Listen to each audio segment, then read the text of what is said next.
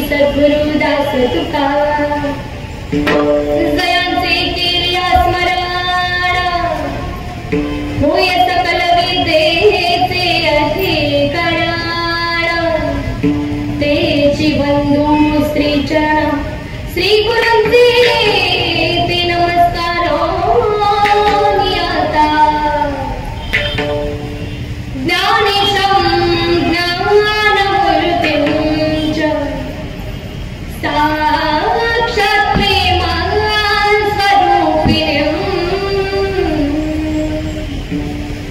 नामदेवं च दयामूर्तिं च नाथं वन्दे पुनः पुनः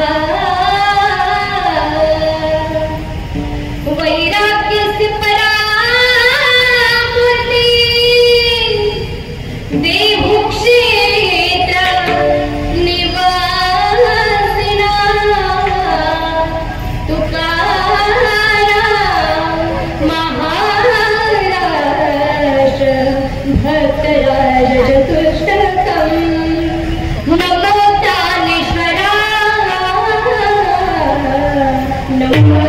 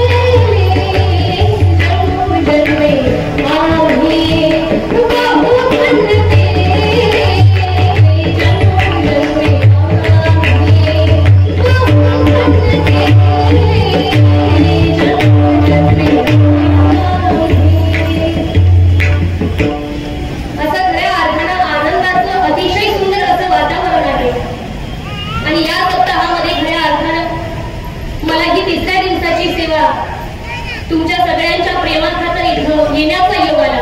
तुमच्या सगळ्यांचं एकदा मनापासूनच व्यक्त करते. आणि खऱ्या अर्थानं आज या सेवेसाठी ज्यांचं सौजन्य आहे असे असणारे सुमित दाभाडे असतील, राकेश दाभाडे असतील, अमोल दाभाडे असतील, रोहित दाभाडे असतील आणि त्याचप्रमाणे समीरजी दाभाडे असतील, या सगळ्या श्री दत्त तरुण मंडळ दाभाडे परिवार तुम्हा सगळ्यांचं एकदा मनापासून व्यक्त करते.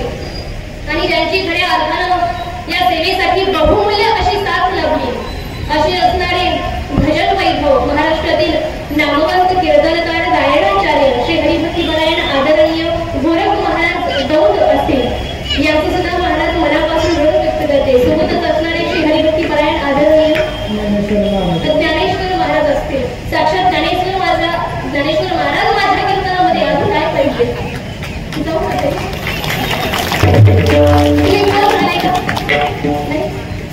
नाही झाले ना, मग आल्यापासून फक्त असं काय बघ एकतर म्हटलं असं तरी नाही तर असं जमेल ना, एवढं जमलं तरी बस झालं. विठाल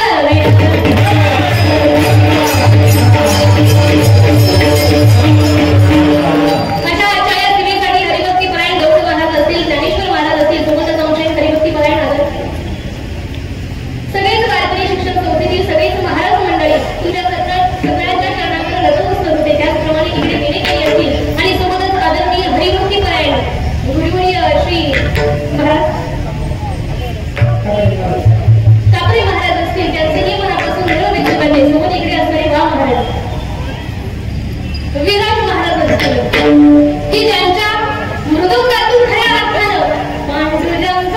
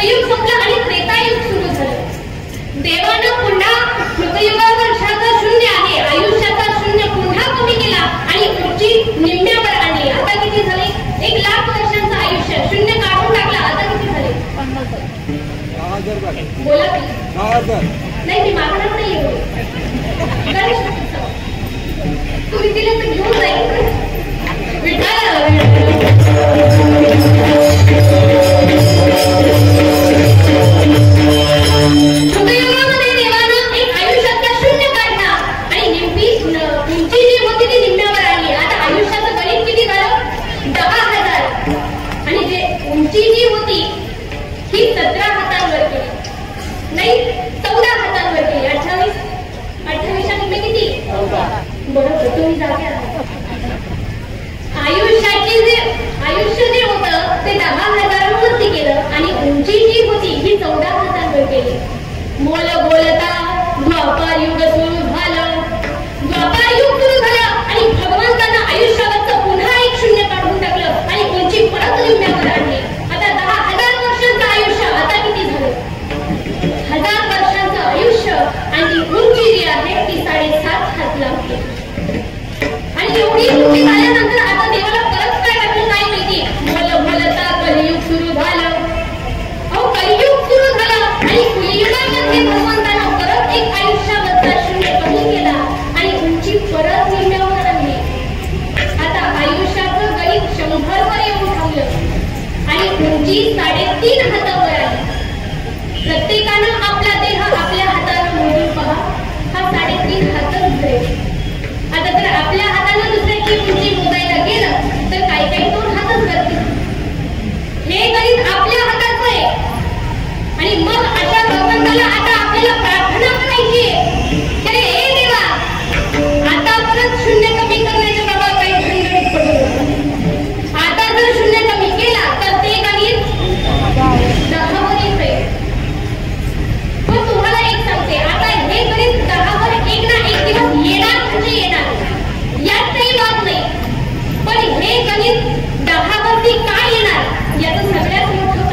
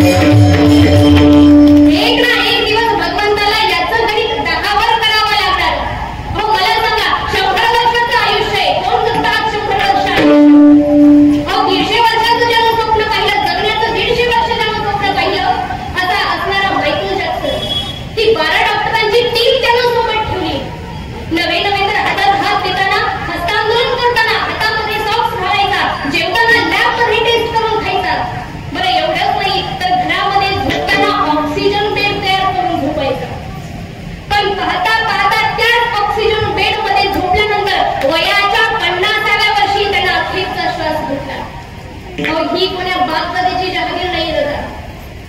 ही सत्ता त्याच्या हातात आहे. चाले हे शरीर कोणाची आहे सत्ते.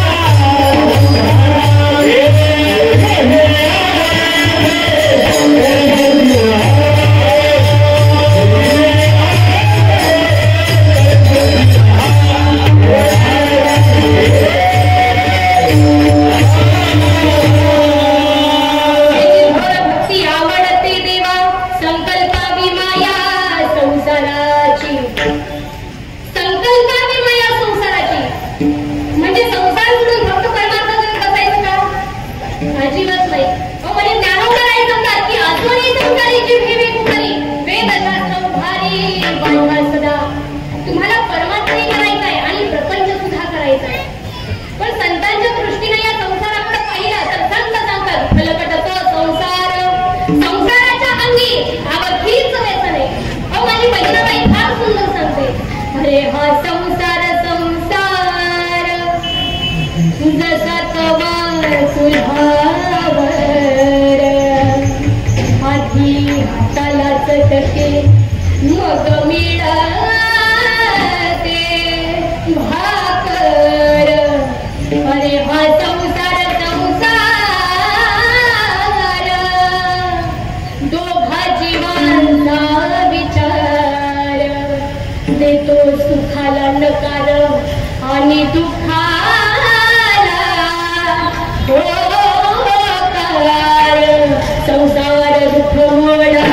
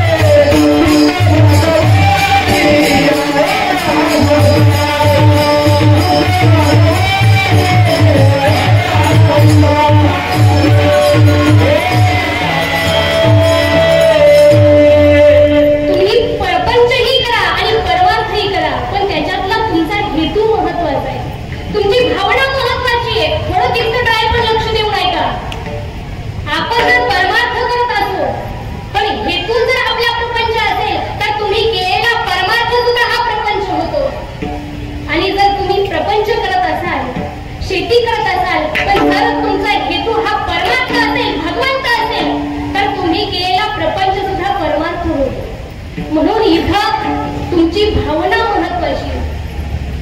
अहो शाळेमध्ये चित्रकलेचा पेपर होता, पहा बरं का, परमार्थामध्ये भावनेला फार किंमत आहे.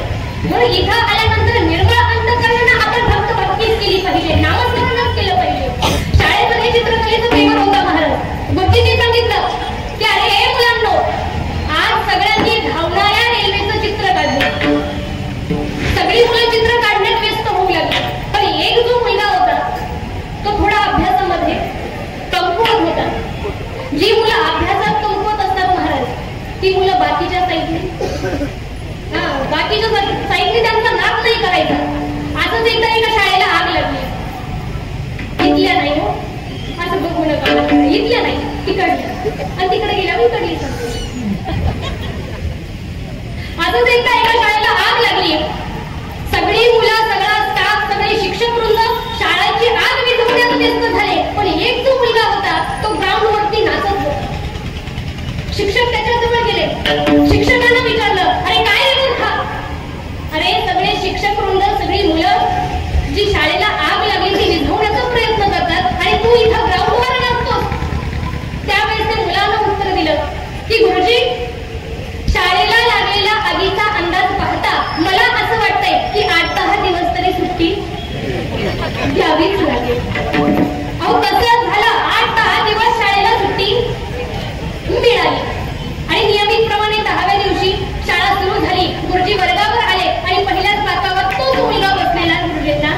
दिसला. गुरुजी जवळ गेले.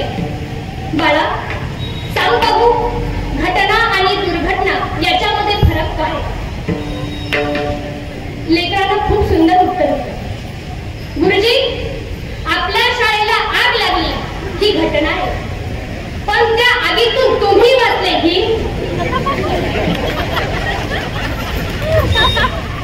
अशी मुलं इकडे नाही.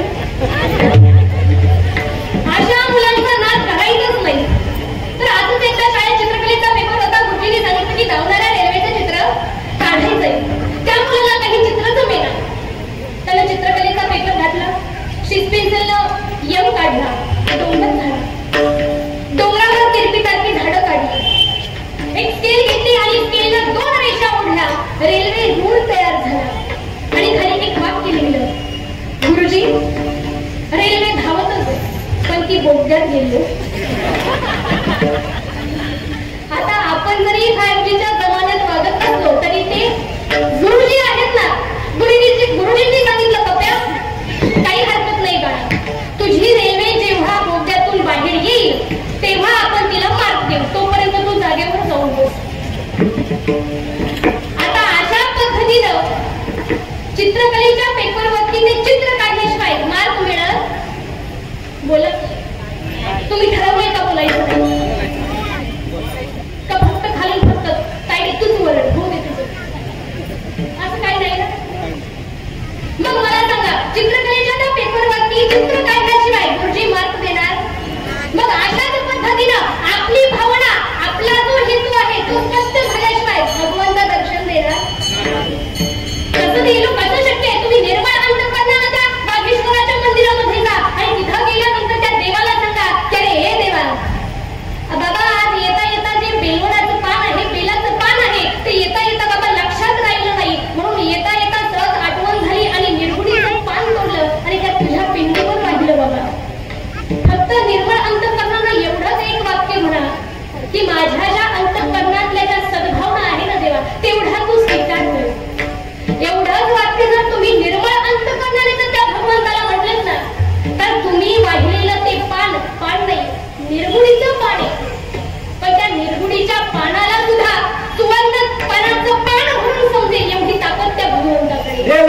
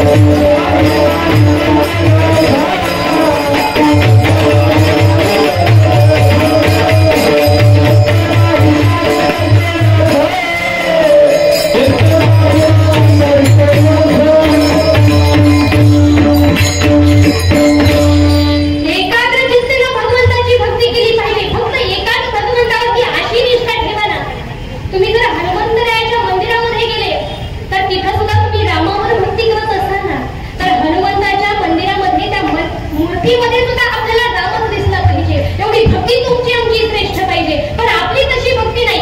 आपली वारानुसार भक्ती चेंज होते, नाही का महाराज? वार बदलला की स्टेटस. सोमवार आला की शिव घोडा चक्रवर्ती तुझी माय माझी तुझी. बरोबर ना?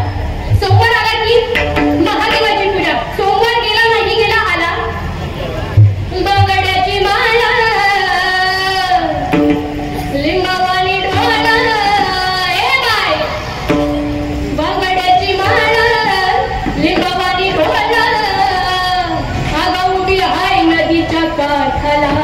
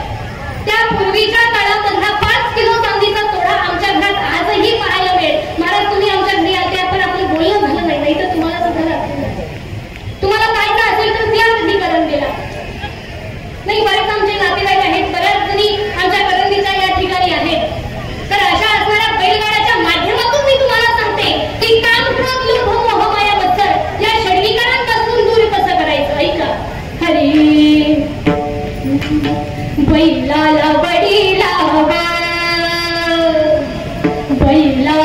वडी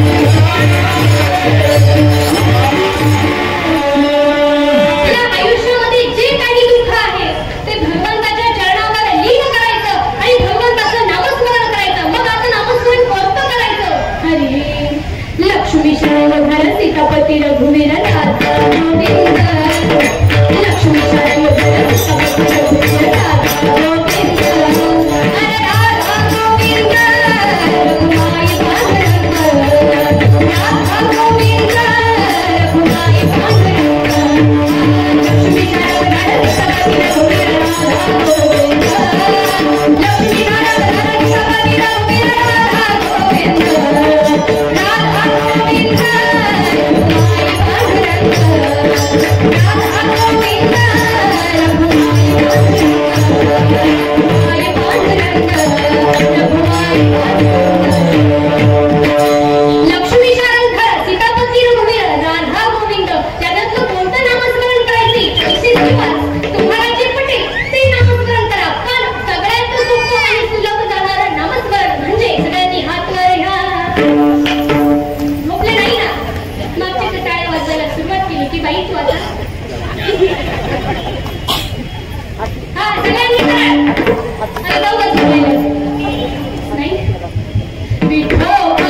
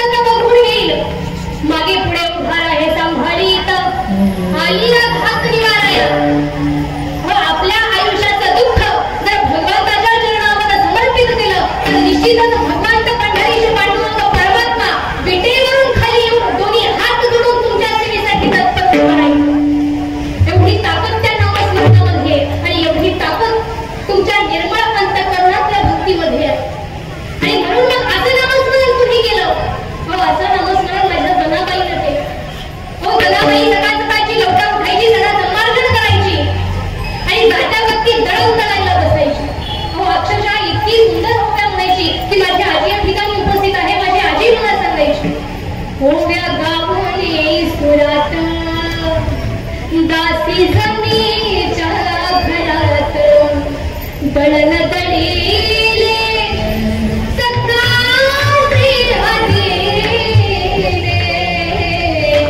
दळण दळीले सकाळी हरी आळच देता माझ्या बळी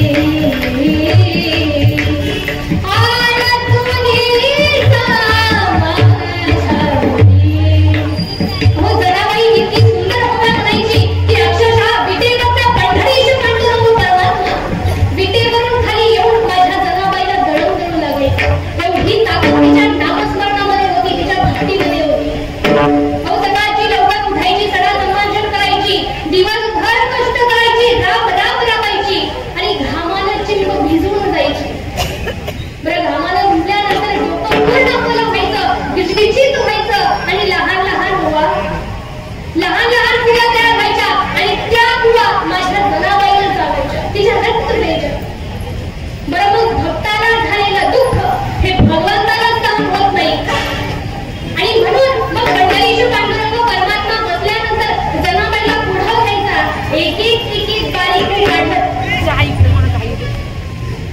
झोपल्या का जरा लक्ष द्या की.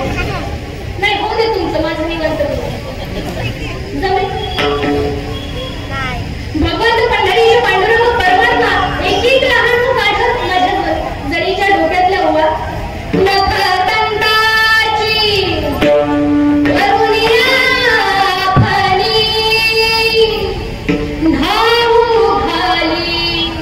चक्र पाणी माझ्या जणीला नाही कुणी राम. माझ्या जणीला नाही कुणी राम. माझी घालावर रेती